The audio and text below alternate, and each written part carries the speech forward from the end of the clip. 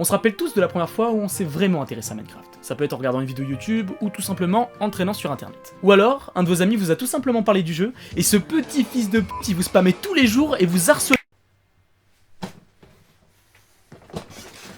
Vous avez tous joué à la version Java, ou à la version Bedrock. Mais nous, on va vous parler d'une version insolite, celle qui est sortie très tardivement sur console, la New Nintendo 3DS. Oui, il y a bien eu une version qui est sortie sur cette console. Générique.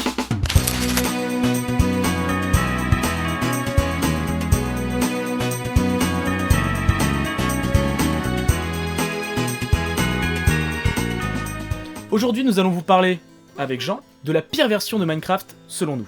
Déjà pour commencer, on va récapituler toutes les versions de Minecraft existantes en 2024. On a la version Java qui est sortie le 11 novembre 2011, donc elle est disponible sur Windows 10 et Windows 11, ça fait beaucoup de 11. Et on a également la version Bedrock qui est également sortie sur Windows 10 et Windows 11, et qui est aussi sur console, Android et iOS. Et également quelques supports mais dont personne n'utilise. Et on a également la version Education Edition, mais cette version elle est équivalente à celle de Bedrock. Ensuite, on a également les versions qui sont abandonnées. Donc je vais pas toutes les citer parce qu'il y en a beaucoup, mais je vous mets quelques screens ici. Mais comme plus importante, on peut citer la version Xbox 360 PS3, la version PS Vita et la version Wii U. On a également des versions qui sont complètement aléatoires et que personne n'aurait pu prédire, comme par exemple la version de Raspberry Pi, donc Minecraft Pi. Et pour finir, on a Minecraft New Nintendo 3DS, et c'est celle dont on va parler aujourd'hui. Toutes les versions ont leur spécificité, mais la version 3DS, elle, contrairement aux autres, est très minimaliste et l'expérience de jeu est complètement désastreuse. Et Jean, qui a joué au jeu ces 3 derniers jours, peut vous en parler mieux que moi, il a énormément souffert. Bon, je pense qu'il est temps de voir les observations de Jean, s'il vous plaît, ma liste.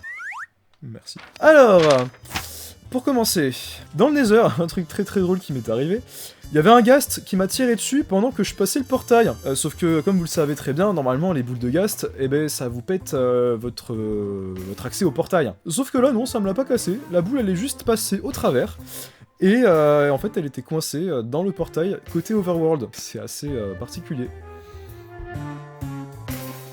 Autre fait sur le ghast, vraiment ce mob, vous allez voir, c'est vraiment incroyable. Ce mob n'est littéralement pas animé du tout. Ouais.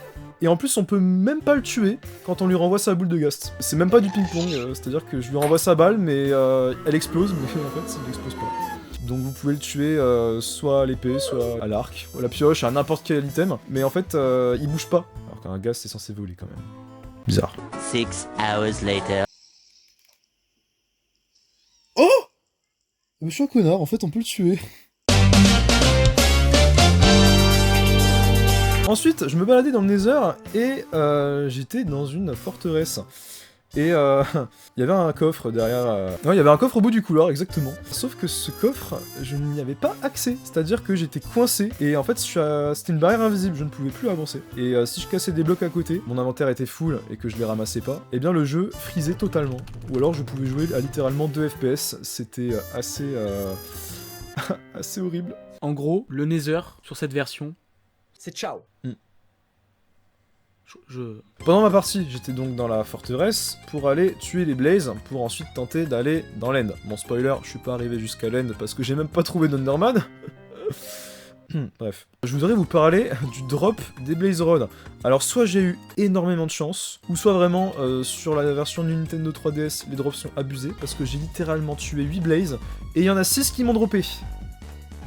Voilà, donc je pouvais littéralement aller dans l'End si je le voulais. J'avais mes 12 œils de l'End en ayant tué seulement 8 Blazes. Un autre point assez bizarre qu'on a remarqué, la version New Nintendo 3DS, elle a une map beaucoup plus grande que celle de la Wii U. C'est-à-dire qu'on passe de 2016 par 2016 blocs sur la version 3DS, alors que sur la version Wii U, c'est plutôt du 864 par 864.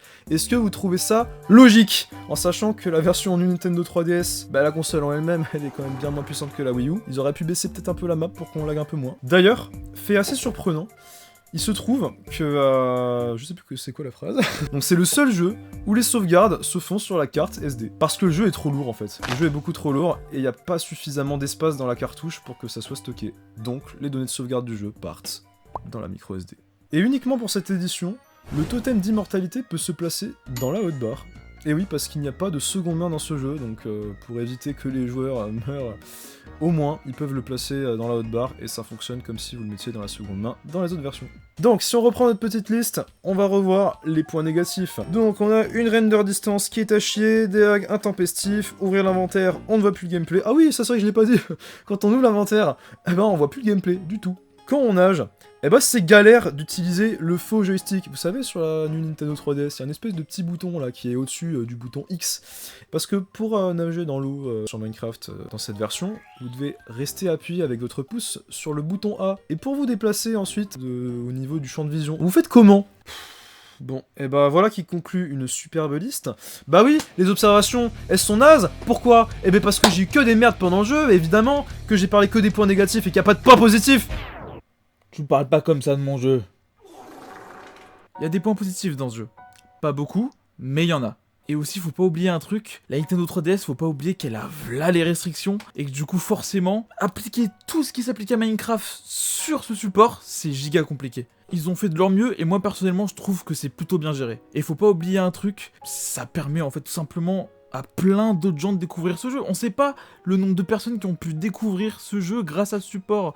Ok, ça claque moins que de découvrir le jeu grâce à un tuto sur JVC de The Fantasy 974 qui te fait découvrir le jeu à la version bêta, mais franchement, ça a le mérite d'être cool et d'être plutôt original. Peu importe la manière avec laquelle vous avez découvert le jeu, ce jeu en fait ça montre juste que notre imagination n'a pas de limite et qu'on peut se faire plaisir comme on veut.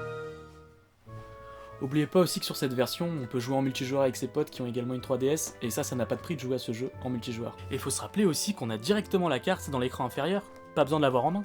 Et n'oubliez pas que même si vous jouez à la version 3DS, vous êtes quand même un joueur Minecraft, et ça n'a pas de prix. Je vous remercie Vincent d'avoir participé à la vidéo, à Jean, Avec plaisir. et comme je le dis bien souvent, Abonnez-vous. allez, Ciao. ciao. Go.